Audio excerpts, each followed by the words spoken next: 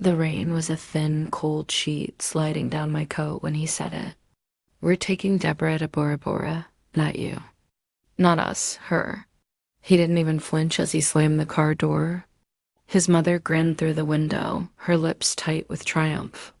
In the back seat, Deborah giggled, her silhouette glowing under the dashboard lights like some spoiled child being whisked off to paradise. They drove away, and for one sharp, hollow moment, I felt nothing. Then the storm inside me shifted quiet, calculating, controlled. My marriage didn't end on that curb. It transformed. Back then, before everything rotted. I met him when he still knew how to blush. He spilled coffee on himself during our first date, stammered apologies, and looked at me like I was something rare. And I believed that look. I believed in us and the future we said we'd build. I should have paid attention to how often his mother inserted herself into our we, how her approvals became conditions, how her dislikes became rules. But I told myself it was harmless. Love can make a weapon look like a harmless ornament. Then came the first crack. The late nights. The phone turned face down. The sudden trips with vague excuses. The scent of floral perfume I didn't own. And finally the message. Accidental. Floppy. A photograph of Deborah in my robe, sent to his group chat instead of her private thread. The caption, "She looks better in everything." His mother reacted with a heart emoji. I stared at the screen. My pulse stayed steady. My mind sharpened.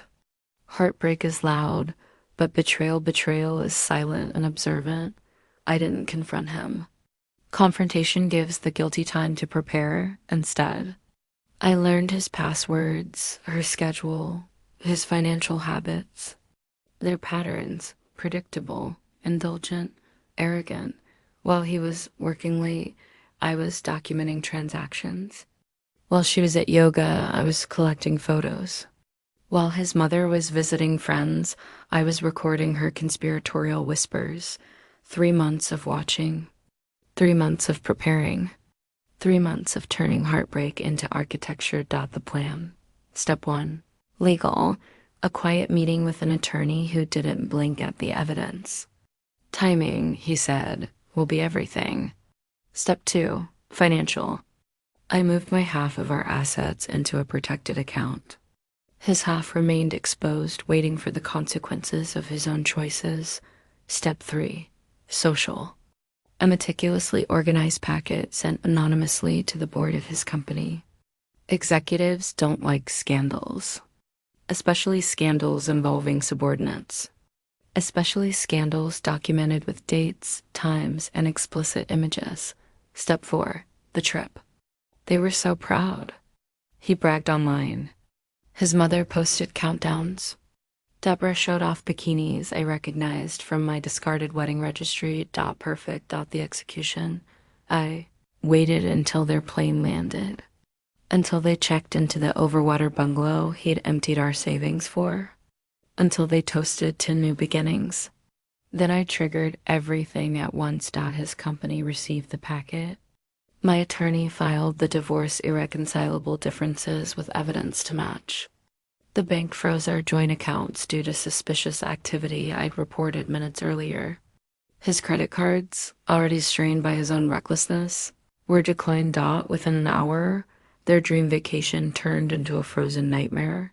He called me 20 times. Then his mother. Then Deborah. I let their panic settle, let it grow roots, let it bloom into fear. Only then did I answer.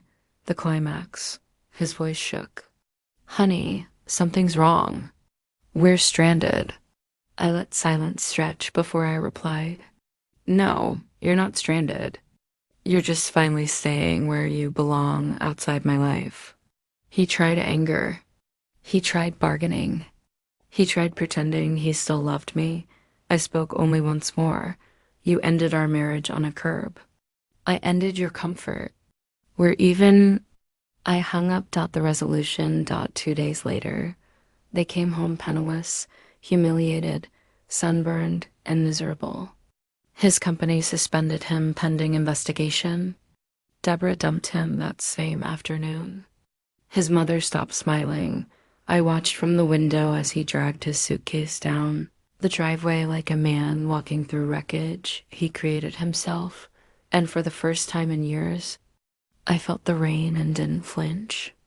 That storm had already passed through me. What remained was freedom.